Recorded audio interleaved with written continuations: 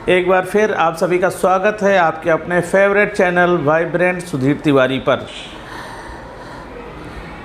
ऐसे सीखना चाहिए जैसे हमें हमेशा जीवित रहना है। कुछ लोग ऐसे सीखते हैं कि चलो उतना सीख लो जितने से काम चल जाए, उतना काम कर लो जितने से नौकरी बची रहे। हमें ये जीवन नहीं जीना है, हमें अच्छा और सबसे अच्छा सीखना है। ये सोच के साथ हमें आगे बढ़ना है। तो प्यारे बच्चों, आपको बताना चाहेंगे कि जो भी बच्चे अभी इस चैनल पर नए हैं वो इस चैनल को सब्सक्राइब करके बेल आइकन कर दें, और इसके साथ आप अपनी नवोदय की, सैनिक की, विद्या ज्ञान स्कूल की तैयारी को और अच्छी बना सकते हैं, अपने आप को और स्ट्रांग कर सकते हैं। तो चलिए शुरू करते हैं आज की क्लास। आज की क्लास में आपको क्या सिखाया जाएगा? इन अंकों से बनने वाली सबसे बड़ी संख्या, सबसे छोटी संख्या, इन अंकों से बनने वाली सम संख्या, इन अंकों से बनने वाली विषम संख्या, ये बताया जाएगा। तो चलिए शुरुआत करते हैं आज का पहला क्वेश्चन। अंकों 2, 0, 4, 3, 9 के उपयोग से बनाई जा सकने वाली सबसे बड़ी सम संख्या कौन सी है? क्या करेंगे? इन अंकों से बनाएंगे सबसे बड़ी बनाने के लिए सबसे बड़ा अंक लेते हैं। सबसे बड़ा अंक 9, फिर उससे छोटा कौन है? 9, जो आप लिखो उस पर टिक कर दो। फिर उससे छोटा है 4, फिर उससे छोटा है 3, जो आप लिखो उस पर टिक कर दो। फिर उससे छोटा कौन है? 2, फिर सबसे छोटा कौन है? 0। इन अंकों के उपयोग से आपने बना दिया ये सबसे बड़ी संख्या। अब यहाँ जो क्या पूछा जा रहा है कि सम संख्या, तो सम कौन सी होती है? जिसका इकाई अंक 2, 4, 6, 8 या 0 हो। तो आपका यही आंसर राइट आंसर है। तो ऑप्शन में देखेंगे 94,320, ऑप्शन नंबर बी आपका राइट ऑप्शन है या आंसर है, ऐसे कह सकते हैं। तो चलते हैं अगले क्वेश्चन की ओर। अगला क्वेश्चन देखते हैं।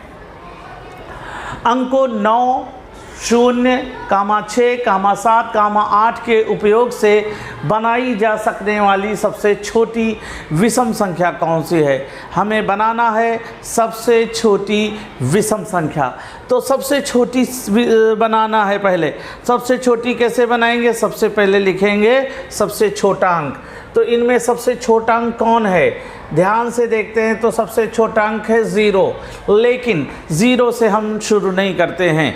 0 से बड़ा देखते हैं कौन है? 0 से बड़ा तो यहाँ पर निकल के आया 6। अब 6 के बाद 0 लिख सकते हो। अब 6 से बड़ा कौन है? 7। 7 से बड़ा कौन है? 8। और इसके बाद कौन है? 9। आप देख सकते हैं कि 9 यहाँ विषम संख्या कहा गया। क्या कहा गया? विषम। अब विषम के लिए इकाई अंक में क्या होना चाहिए? विषम होना चाहिए। तो आप देख रहे हैं इकाई में ये विषम है, अर्थात यही हमारा आंसर है 60,789, 60,789। आप देख रहे हैं 60,789। Option number C is the right option. चलते हैं अगले क्वेश्चन को देखते हैं। और अभी आप सब देख रहे हैं जिन्होंने अभी इस वीडियो को लाइक नहीं किया है और आपको अच्छा लग रहा है तो लाइक ज़रूर करें। और हम चाहेंगे कि अगर आपके मन में कोई कन्फ्यूज़न है, कोई जानकारी लेना चाहते हैं, कोई क्वेश्चन पूछना चाहते हैं तो कमेंट्स में आप बोल सकते हैं, कमेंट्स में अपने विचार व्यक्त कर सकते हैं। चलते हैं अगले क्वेश्चन को देख रहे हैं। अंकों 2, 0, 7, 3, 4 के उपयोग से बनाई जा सकने वाली सबसे बड़ी संख्या कौन सी है? तो देखिए सबसे बड़ा अंक है 7, फिर उससे छोटा कौन है? 4, फिर उससे छोटा 3, और फिर उससे छोटा है 2, और यहाँ पर 0, अर्थात 74,320। ऑप्शन नंबर सी आपका राइट आंसर है। चलते हैं अगले क्वेश्चन को देखते हैं। अंकों 9, 6, 0, 3, 4 के उपयोग से बनाई जा सकने वाली सबसे छोटी संख्या। छोटी बनाने के लिए छोटा अंक। अब छोटा अंक में तो आप 0 लिखोगे, लेकिन 0 नहीं लिखोगे, नहीं तो गलत हो जाएगा। 0 से बड़ा कौन है? कौन है? 3 है। अब आप 0 लिख लो। अब 0 लिख लिया। अब 3 से बड़ा कौन है? 4। इससे बड़ा कौन है? 6। और सबसे बड़ा है 9। इस तरह से ये बन गई सबसे छोटी संख्या 30,469, 30,469। आगे का क्वेश्चन क्या है? 2 अंकों की एक संख्या के अंकों का योग उस संख्या में से घटा दिया जाता है तो परिणामी संख्या हमेशा कितने से विभक्त होती है? ध्यान से देखते हैं। यहाँ 2 अंकों की संख्या, क्या कहा गया है? 2 अंकों की संख्या। अब 2 अंकों की संख्या कोई भी ले लो। मान लो आपने 24 ले लिया, अब 24 ले लिया। अब 24 में 2 अंकों की एक संख्या कौन है? 24। इनके अंकों का योग करो। अंकों का योग कितना? 4 और 2 कितना आया? 6। अंकों का योग 6। अंकों का योग उस संख्या में से घटा दिया जाता है। अंकों का योग माने 6, इसमें घटा दो तो 4, 14, 14 में 6 गया 8, यहाँ बचा 1। तो लिखा है घटा दिया जाता है तो परिणामी संख्या। परिणामी संख्या का मतलब होता है जो घटाने पर आए, जो माइनस करने पर आए, वो हुआ परिणामी संख्या। परिणामी संख्या कितने से विभक्त होगी? तो ये 18 आ गया।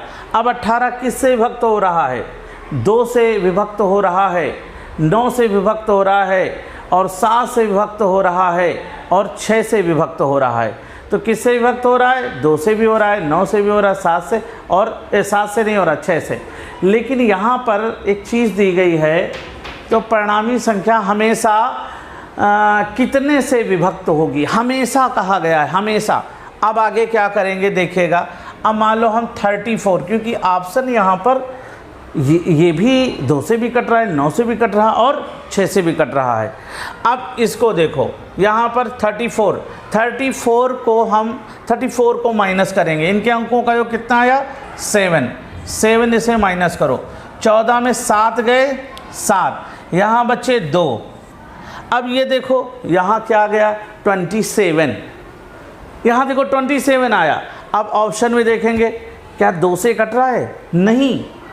7 से कट रहा है? नहीं। और 6 से कट रहा है? नहीं। लेकिन 9 से ये भी कट रहा है, 9 से ये भी कट रहा, और 9 से ये भी विभक्त हो रहा है। इस तरह से इनको समझेंगे। एक और एग्जाम्पल लेते हैं। मान लो हमने ले लिया 51 के अंकों का योग कितना हुआ? 6। अब 6 इसे माइनस किया। अब 11 में 6 चले गए, कितने बचे? 5, यहाँ बचे 4। 45 को देखोगे, 45 को देखो, क्यों 5 1 6 जो परिणाम योग आया उसको माइनस किया गया तो आया 45। अब इसको 45 देखो, क्या 2 से कट रहा है? नहीं। 9 से कट रहा है? हाँ। 7 से कट रहा है? नहीं। क्या 6 से कट रहा है? नहीं। अर्थात वो संख्या जो हमेशा, यहाँ शब्द है हमेशा, कितने से विभक्त होगी? हमेशा वो 9 से कटेगी, 9 से कटेगी, 9 से कटेगी। आप इस तरह से इस क्वेश्चन को आप देख रहे हैं। अब आप चाहें तो इस तरह के 2-4 क्वेश्चन बना करके आप अपनी प्रैक्टिस कर सकते हैं, और प्रैक्टिस करके अपने आप को मजबूत कर सकते हैं। चलते हैं अगले क्वेश्चन को देख रहे हैं। अंकों 6,0,3 से बनने वाली 5 अंकों की सबसे छोटी संख्या कौन है? अब देखो यहाँ अंक दिए गए 3 और कह क्या रहे? 5 अंकों की। अंक दिए 3 और कहते हैं 5 अंकों की। तो हमें क्या करना है? और कहा क्या जा रहा? सबसे छोटी, सबसे छोटी। तो सबसे छोटी बनानी है, तो सबसे छोटी बनाने के लिए छोटा अंक पहले लिखेंगे, लेकिन छोटा अंक नहीं 0। अब तुम कहोगे 0 लिख दे ना, 0 गलत हो जाएगा। 0 से बड़ा कौन है? 3। अब 3। और हैं 3 अंक, तो क्या करोगे आप, जीरो का इस्तेमाल कर लोगे।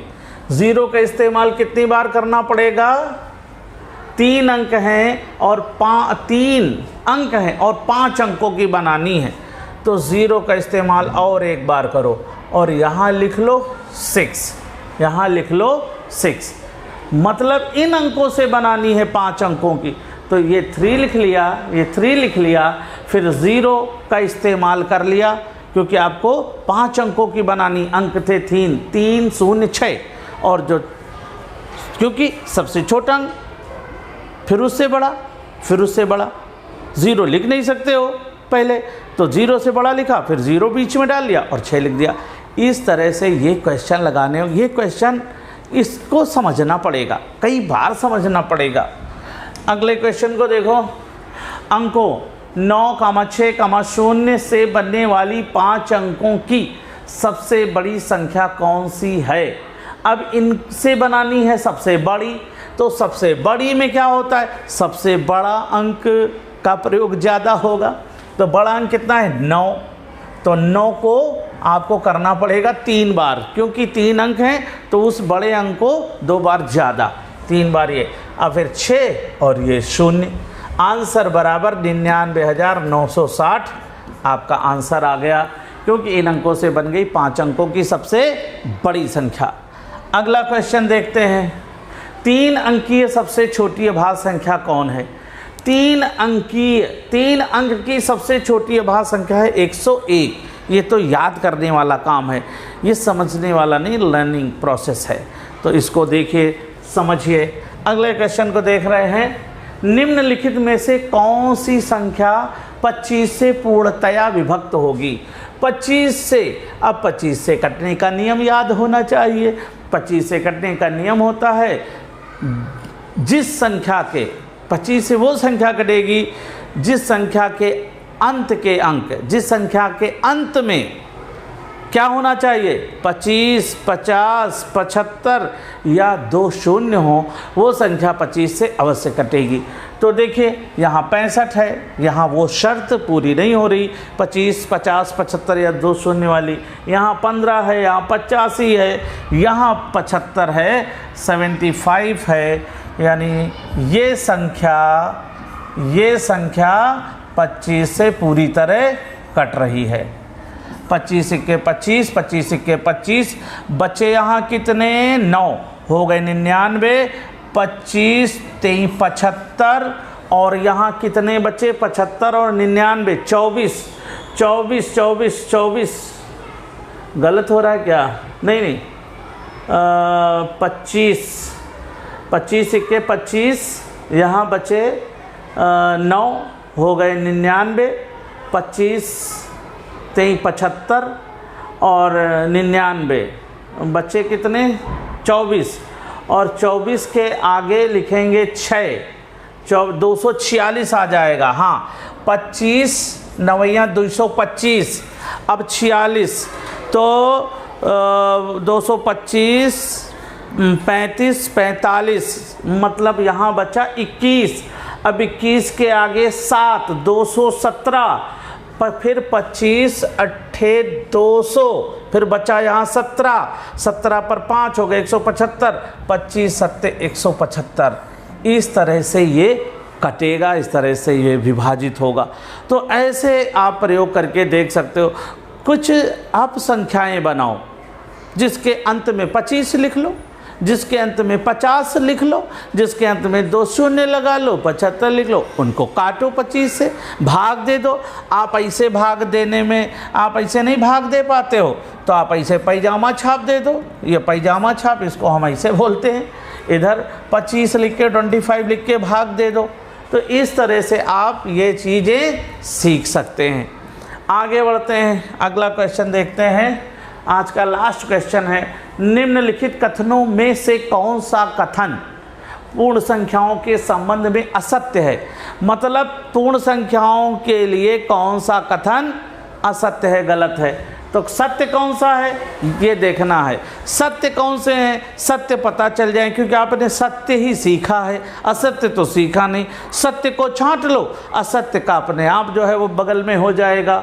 तो देखिए सबसे छोटी पूर्ण संख्या मौजूद है। हाँ, ये जितनी भी हमारी संख्याएं हैं उनमें पूर्ण संख्या क्या होती है, मौजूद होती है। सबसे छोटी पूर्ण संख्या 0 है, ये भी सही है। क्रमिक पूर्ण संख्याओं के बीच का अंतर हमेशा 1 होता है। क्रमिक, अब 13 के बाद 14, 14 में 13 घटाओगे तो 1 ही तो अंतर आएगा, तो ये भी सही। 2 पूर्ण संख्याओं के बीच हमेशा एक प्राकृत संख्या होती है, ये गलत है, ये असत्य है। तो हमारा ए बी सी ये 3 जो हैं, ये तीनों कथन हमारे पूर्ण संख्याओं के संबंध में सही हैं, और डी ऑप्शन हमारा गलत है। तो आपने इस तरह से देखा कि ये जो क्वेश्चन रहे, ये जो अंकों से संबंधित क्वेश्चन रहे, ये सब आपको अच्छे लगे। इनको आप देखिए, सीखिए, समझिए, और जो क्वेश्चन ज़्यादा हार्ड लगे उनको 2-3 बार प्रैक्टिस करें, जिससे आपकी तैयारी और अच्छी हो जाए। तो दोस्तों मिलते हैं अगले वीडियो में, तब तक आप स्वस्थ रहें, मस्त रहें और मुस्कुराते रहें।